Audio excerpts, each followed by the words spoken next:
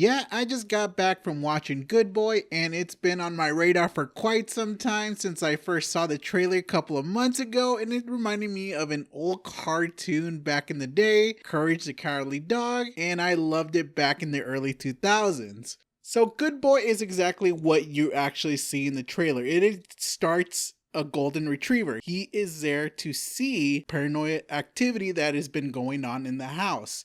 And obviously, there's only one other actor there as well. It is basically the owner who is basically there experiencing all the paranoid activity. He's basically the one getting possessed. He's the one who's actually getting screwed over by the spirit. And basically, it's up to the dog to figure out if he could actually save his owner or not. It's kind of an interesting kind of thing. I know it's not been done before of a dog actually, or like animals going on their own and starting movies. There's actually been other films like that before, but it's definitely one of those films that I definitely appreciate when actually they put so much hard work into this, especially since, you know, dogs have no idea they're being filmed or being on a movie set, because obviously they're just dogs, they're just animals, they don't know what's going on. So it's kind of interesting seeing a dog actually just try to do what they're supposed to be told what to do, and you kind of see it there as well. There is some parts that it's kind of goofy, like at least, but that's in the very ending. So what I definitely like about this, there is definitely horror elements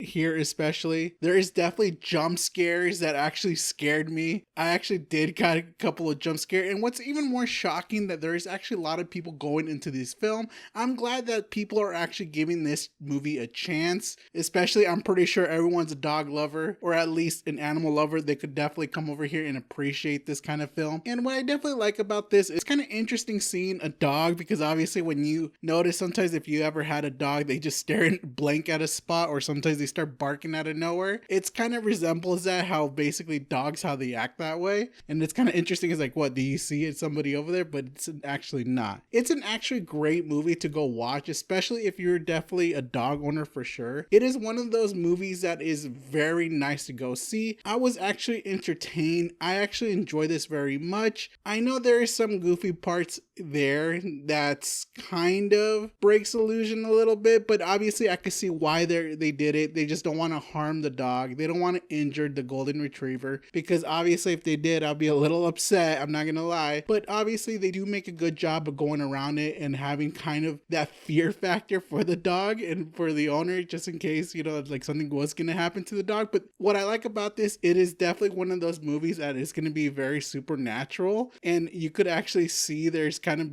gonna be visions, and kind of it's really unique in its own right. And I just love it how the suspense is killing you, like what's gonna happen to the dog, or if it's gonna make it to the end of this. And there's kind of good scenes where that, you know, the dog, you know, there's a bonding moment, you know, for the man's best friend. I think this is probably the best movie, or starting off for Spooktober at least, and that's probably the best choice to go see instead of the other ones that it looks like that's coming out. But I rather prefer if, you know, people go see this one to support it, because I'm pretty sure it's really difficult to actually have a dog trying to do what it's supposed to be doing. And basically they did say it took like 400 days to have this movie set up. There isn't any credits for sure. If you stick around, you get to see behind the scenes of what they did and how they did with those actually nice little sets, how they trained the dog to do some specific roles, and obviously you get to enjoy that. So I suggest you stick around for that, and it's kind of interesting seeing that, try to put the movie all together. And there is one problem with this that I started to notice that people did bring up, is the time is about an hour and 13 minutes. I think minus like a couple of minutes for, like, let's just say for end credits. So let's just say like 10 minutes. So basically you're looking for like an hour and 33 minutes of just a movie that looks like it could be easily put out in a streaming service. And I think that is a problem. And I don't think, look, it doesn't have to be the longest film ever. I don't hate it for being short neither. I think it is the perfect length for this kind of film. It gets straight to the point. The pacing is pretty good. I like it. I enjoyed it. It is what I came here to see. I came here for a Courage the Cowardly Dog film with paranoid activities, and that's what I came to see. When it gets the job done, it's perfect. I don't like to see like a big length of it just to have, you know, a longer